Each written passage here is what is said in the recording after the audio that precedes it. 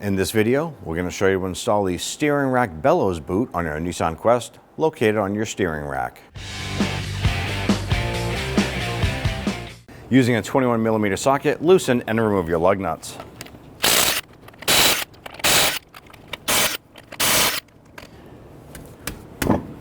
Remove your wheel and set it aside. On our outer tie rod end, this comes over and attaches to our inner tie rod, and then we have a jam nut here. This locks everything together so it doesn't twist. We use our pliers here.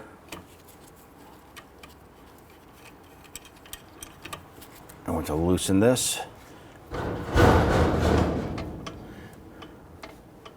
Now that we have the jam nut loose, I'm going to come over here to the outer tie rod, and on the very end here, we have a cotter pin we need to loosen and remove.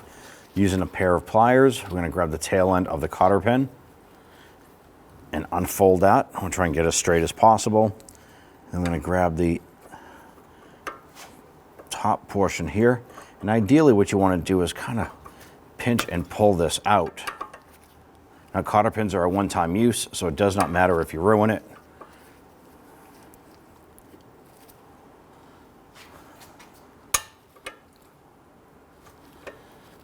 But pinch and use that nut as leverage, pulling that cotter pin out. I was able to get it out completely. Go ahead and discard that. We're going to use our 18mm socket on the nut, loosen that. I'm going to use my hammer. I'm going to strike the knuckle right here, and I'm going to apply some upward pressure on our tie rod upward.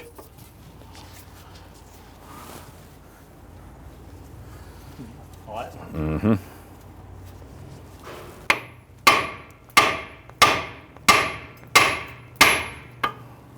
The next thing we want to do is we want to unthread this from the inner tie rod. The key thing here we want to pay attention to is how many full turns it takes to unthread this off of the inner tie rod. That way there, when we install the part, we can go ahead and count the same amount of revolutions. That is going to set us up with a preliminary setting for our front wheel alignment. Of course, after you do this job, you need to bring the vehicle down and get an alignment performed.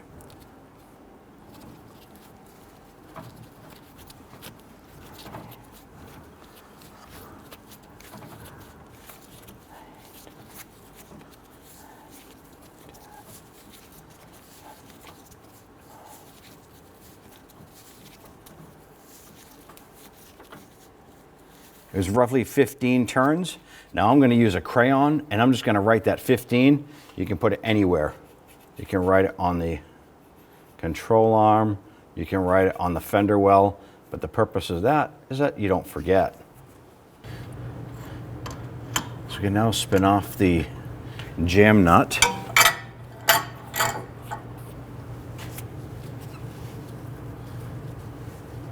We did have to apply some heat to our jam nut here to loosen that.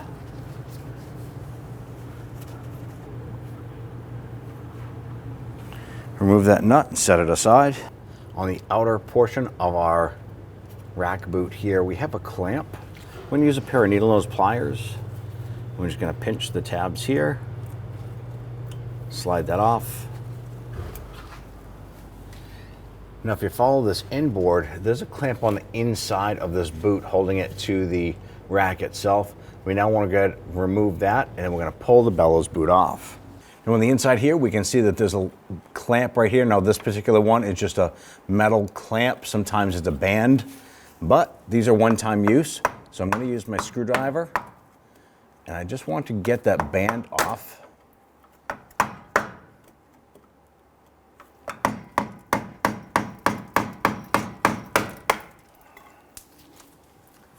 There we go. There's the band right there. Now at this point, we can go ahead and grab that boot. Go ahead and grab that boot and slide it off. And then you can slide it down the tie rod end.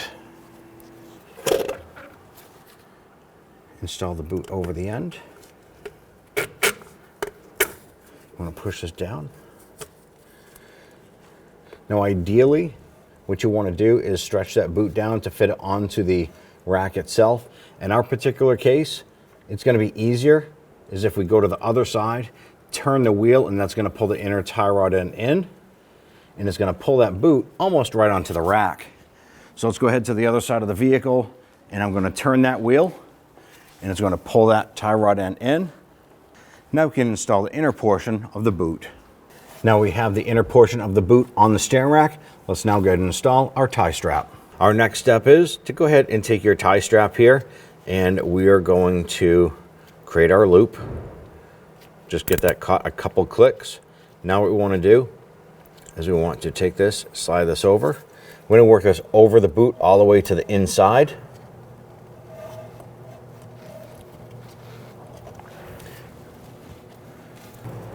So we're going to tighten it right in the last groove.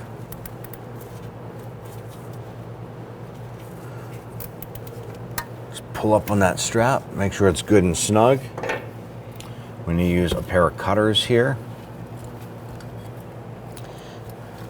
Now sometimes what you can do, you can use a pair of regular pliers for this as well. You can grab the tail end and kind of pinch it gently and then twist it up, and that'll tighten it down a little bit further.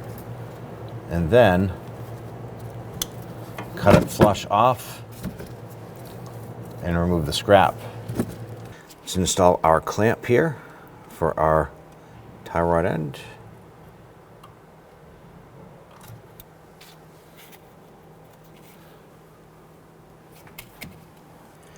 Install the jam nut.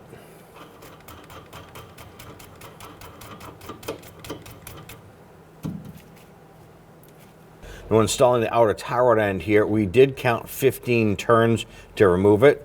I had documented that on the inside of the fender well here. I also wrote it on the lower control arm too. That way we can set the preliminary alignment for the part.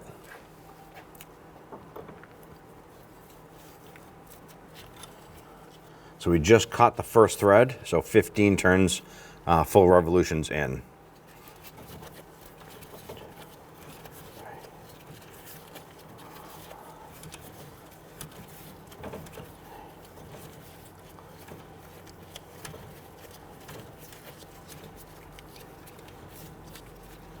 All right, 15 turns. I'm going to go ahead and spin that jam nut back out to kind of hold that in place. Now before we install our tie rod end here, you want to pay attention to the hole that is through the ball joint stud here, and it's going this way here. When we install this, we're going to need to install our cotter pin. So bring this over and adjust our wheel as necessary here to get this in. Drop that down inside. Install our castle nut. Let's go ahead and snug that down. Let's go ahead and snug this down using a 17 millimeter. Let's go ahead and torque down our tie rod end nut here to 47 foot-pounds.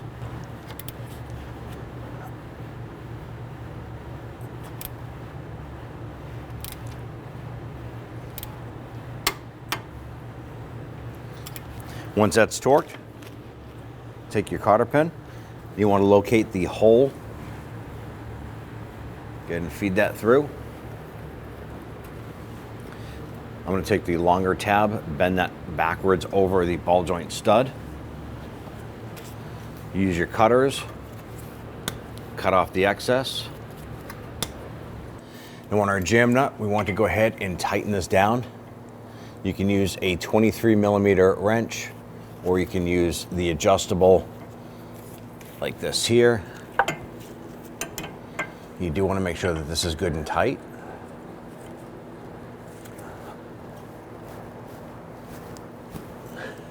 Now, as you can see, as I tighten this here, our outer tie rod had twisted.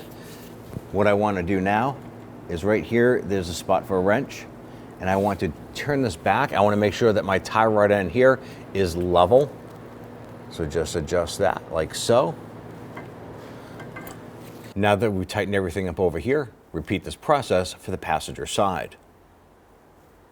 When this job is completed, be sure to have the alignment performed on your vehicle. Take your wheel and install it.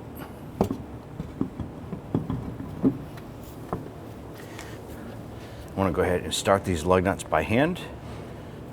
Get them started a few threads. This will help prevent cross threading.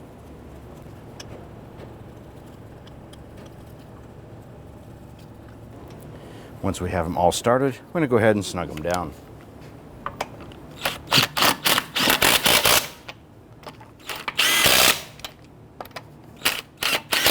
When tightening down the lug nuts, you want to do it in a crisscross pattern. Go ahead and torque your wheels down to 80 foot-pounds.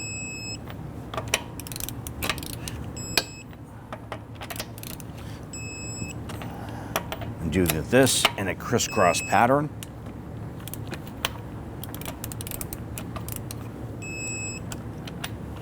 And you're all set. When only the best will do, demand TRQ. The only company that lets you view before you do. TRQ is committed to offering the highest quality aftermarket auto parts that are engineered for peace of mind. Thanks for using and viewing with TRQ.